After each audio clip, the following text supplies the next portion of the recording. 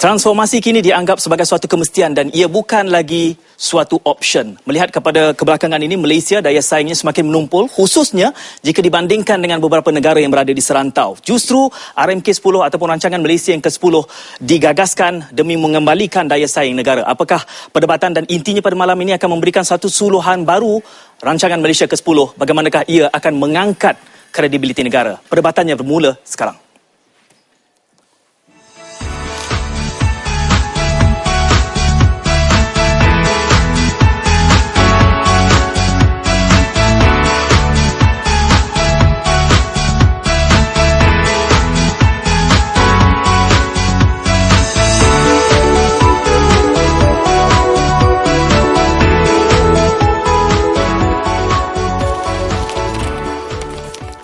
RMK10 ataupun RMK ke-10 dikatakan sebagai suatu ubat mujarab untuk mengembalikan daya saing negara kerana kita mengetahui dalam kedudukan negara semasa kita memerlukan suatu sentuhan ajaib untuk mengembalikan daya saing negara yang terhakis sejak beberapa ketika.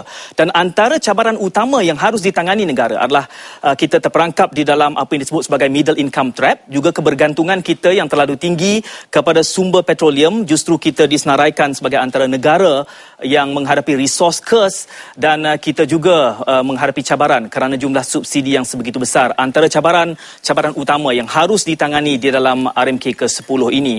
Dan untuk membicarakan ini, anda juga diundang berinteraksi bersama kami. Talian bakal kami buka seketika nanti 0322829062. Anda juga boleh menghantarkan SMS dengan cara menaipkan komen, jarakkan, letakkan nama dan lokasi anda, hantarkan ke 32776. Kami juga membuka persada Facebook dan juga Twitter. Cari capaiannya Syed Munawar dan anda boleh memberikan komentar dan juga berdialog, bertanyakan soalan langsung kepada 3 panelis yang bakal saya kemukakan seketika nanti. Dan bagi memulakan forum RMK ke-10 ini, tinjauan yang kami sediakan untuk mendapatkan pandangan umum adalah seperti berikut. Apakah penilaian anda terhadap RMK 10? Setengah orang menyebutnya RMK 10, sedangkan kalau 10 tu harus disebut 10 Malaysia Plan, 10 MP. Jadi yang betulnya RMK 10. A, jika anda menganggap ia baik. B, tiada perubahan. Atau C, perlu lebih kajian. Keputusan tinjauan ini akan kami paparkan di hujung rancangan ini. Jika anda menganggap RMK 10 ini sebagai baik ataupun perlu lebih kajian, C pilihannya. Dan caranya, typekan POL, pilihan A, B atau C, hantarkan ke 32776. Kami akan kemukakan jawapannya di hujung rancangan ini nanti.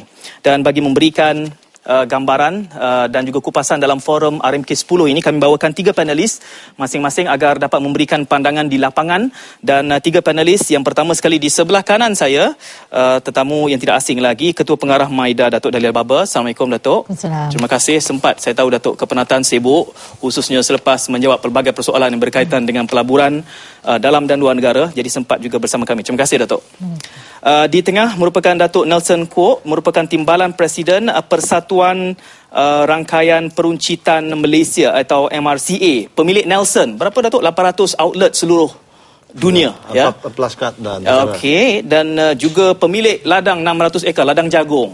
Jadi kita boleh tanya tentang pertanian nanti, bagaimana RMK 10 ini akan dapat memberikan rangsangan yang lebih tinggi kepada peruncit seperti Datuk Nelson. Dan di hujung sana merupakan tokoh niagawan yang tidak asing lagi, merupakan Presiden Perdasama ataupun Persatuan Pedagang dan Pengusaha Melayu, merupakan Datuk Muhammad Izzat Emir Ahmad Habsyi.